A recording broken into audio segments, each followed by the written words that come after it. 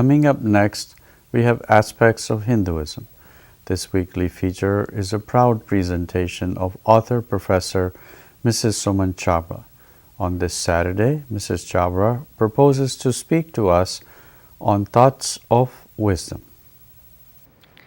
मेरे सभी श्रोताओं और दर्शकों को मेरा प्यार भरा नमस्कार।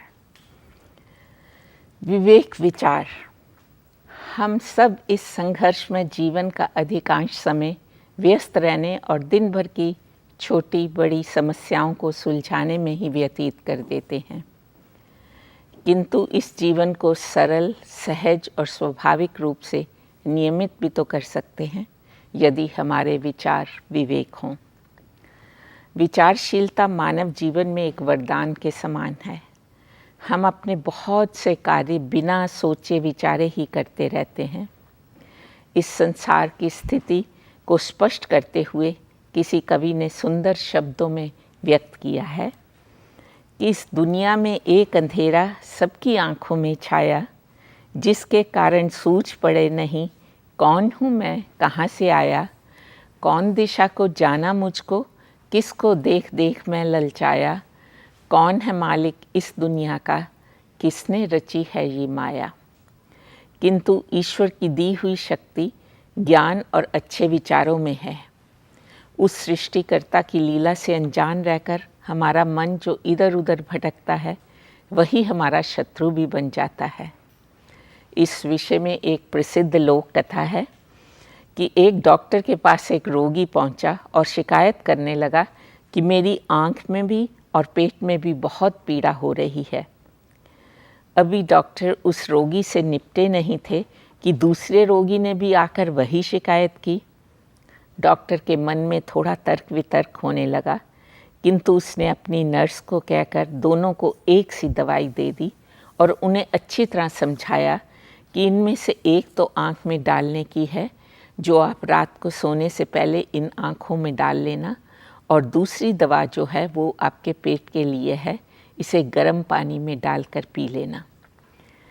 घर पहुंचकर एक रोगी ने तो वैसा ही किया जैसा कि डॉक्टर का आदेश था, कि दूसरा मंदबुद्धि रोगी ने पेट की दवा आँख में डाल ली और आँखों की दवा पेट दर्द के लिए खा ली। परिणाम तो आप सब जानते हैं और कि उसकी आँख और पेट की पीड़ा पहले से भी अधिक बढ़ गई। अब वह डॉक्टर को गाली गलौज देने लगा और अगले दिन उसके ऑफिस में क्लिनिक में पहुंचकर शिकायत करने लगा, क्योंकि मैं एक गरीब आदमी हूं, इसलिए आपने मेरी तो अच्छी तरह से देखभाल नहीं की और मुझे बिल्कुल गलत दवाई दे दी। दूसरा रोगी भी वहां पहुंचा और डॉक्टर को धन्यवाद करते हुए कहने लगा कि डॉक्टर, आपने मेरे ऊपर बहुत कृपा की है और मैं एक दिन में ही स्वस्थ हो गया हूँ। इस सरल से दृष्टांत से स्पष्ट है कि इस संसार में रहकर अपनी इंद्रियों के वश में हम सब रोगी हो जाते हैं। हमारी आँखों की दशा भी यही है कि हमें वास्तविक बात सूझती नहीं है और ना हम अपने स्वयं को अच्छी तरह जानते हैं और ना ही दूसरों की अच्छी बात को समझने की चेष्टा भी करते हैं। अपनी बात को ही हमेशा सत्य और ठीक समझते हैं। जो ज्ञान अधूरा है उसी को पूर्ण मानते हैं। निर्धन व्यक्ति उस उधेड़बुन में रहता है कि यदि मेरी रोज़ की आवश्यकताएं पूर्ण हो जाएं तो मैं बहुत सुखी हो जाऊंगा, और एक धनवान की तरफ देखो तो उसकी तृष्णा बढ़ती ही रहती है और वे कभी संतुष्ट नहीं होता। इसलिए भगवान ने मानव को विवेक विचार करने के लिए दो रूप दिखाए हैं। एक तो है हमारा प्रारब्ध और दूसरा है हमारा पुरुषार्थ। प्रारब्ध तो हमारी चिंताएं दूर करने के लिए है। अनुकूल या प्रतिकूल परिस्थिति में पुरुषार्थ से विवेकपूर्वक विचार करके हम अपने कर्तव्य का पालन करना ही हमें शोभा देता है।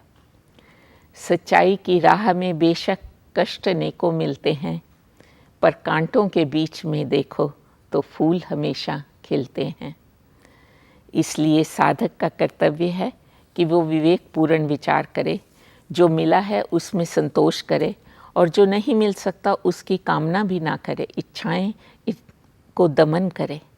स्थिर बुद्धि से अपने कर्तव्य का पालन करे तो शारीरिक और मानसिक रूप से हम सब स्वस्थ रह सकते हैं। इसलिए मेरी श्रोतागणों से आज यही प्रार्थना है कि भगवन मेरे सारे दुर्गुण दुविधा दूर कर दो, जो भी भद्र भावनाएं हैं मेरे हृदय में भर दो, अपने लाभ हानि को तेरी प्रेरणा से अच्छी तरह से समझूं, विवेक विचार और मेरी बुद्धि प्रखर कर दो। धन्यवाद, नमस्कार।